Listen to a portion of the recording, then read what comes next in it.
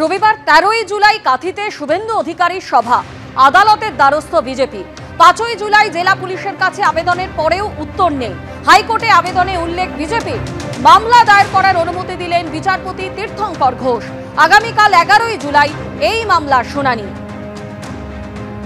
রবিবার 13ই জুলাই কাঁথিতে শুভেন্দু অধিকারীর সভা, আদালতের দ্বারস্থ হল বিজেপি। 5ই জুলাই জেলা পুলিশের কাছে আবেদনের পরেও উত্তর নেই। হাইকোর্টে আবেদনে উল্লেখ বিজেপি। মামলা দায়ের করার অনুমতি দিলেন বিচারপতি তীর্থঙ্কর ঘোষ। আগামীকাল 11ই জুলাই এই মামলার শুনানি।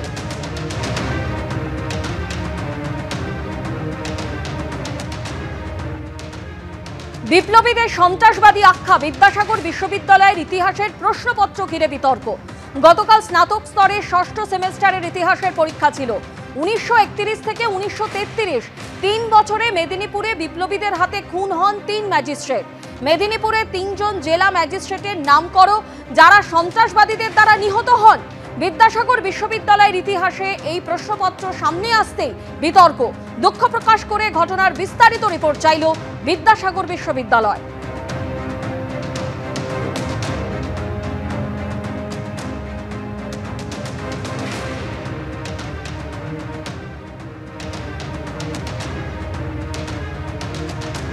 বিপ্লবীদের সন্ত্রাসবাদী আখ্যা, বিদ্যাসাগর বিশ্ববিদ্যালয়ের ইতিহাসের প্রশ্নপত্র ঘিরে বিতর্ক।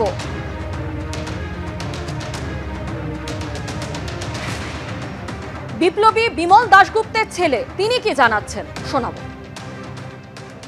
মেদিনীপুরের যারা প্রাক্তন মানে যারা বয়োজ্যেষ্ঠ তারা বলছে এইরকম একটা ভুল কোশ্চেন কী করে উঠলো।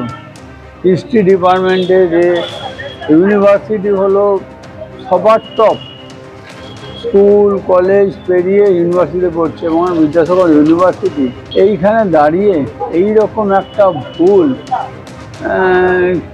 এর কোনো উত্তর নেই আমাদের কাছে। এটা তো তারা যেদের ভুল, শুধু ভুল নয়, যা আজকে যদি ক্ষুদিরামকে সন্ত্রাসবাদী আখ্যা দেওয়া হয় তাহলে বিপ্লবীদের সবাইকেই তো সন্ত্রাসবাদী আখ্যা দেওয়া হচ্ছে।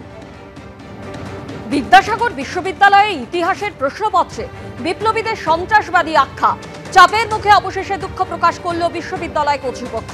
প্রশ্নকর্তা কে, মডারেশনের দায়িত্বে কে ছিলেন, পরীক্ষা নিয়ামক সংস্থার কাছ থেকে বিস্তারিত রিপোর্ট তলব করা হয়েছে। এদিকে প্রশ্নপত্র সামনে আসতেই নিন্দায় সরব হয়েছেন অধ্যাপকরা। স্বাধীনতা আন্দোলনের সশস্ত্র আন্দোলন হচ্ছে একটা অন্যতম দিক। এখানে বিপ্লবীরা সশস্ত্র আন্দোলনের মাধ্যমে একটা জনজাগরণ তৈরি করে দিয়েছিলেন। তো সেখানে আমরা বরাবরই দেখছি ইংরেজদের ঐতিহ্য অনুসরণ করে আমরা এই বিপ্লবীদেরকে বিপ্লবী সন্ত্রাসবাদী হিসেবে চিহ্নিত করছি। এটা অত্যন্ত দুঃখজনক। আমাদের ভারতবর্ষের ইতিহাসের ক্ষেত্রে একটা কালো দিক। সন্ত্রাসবাদ এক জিনিস আর বিপ্লবী আলাদা জিনিস। সন্ত্রাসবাদীদের সঙ্গে বিপ্লবী এই শব্দটাকে মিশিয়ে দেওয়া এবং বিপ্লবীদের জাতীয় জনজাগরণ যে আন্দোলন তৈরি করেছিলেন স্বাধীনতা আন্দোলনের মধ্যে দিয়ে, এইটাকে কিন্তু সন্ত্রাসবাদের নাম দিয়ে কলিমালিপ্ত করার চেষ্টা হচ্ছে। মেদিনীপুরের গৌরবান্বিত একটা স্বাধীনতা সংগ্রামের ইতিহাস আছে, সেই ইতিহাসকে একটা অপমানজনক হিসাবে দেখানো হয়েছে এখানে।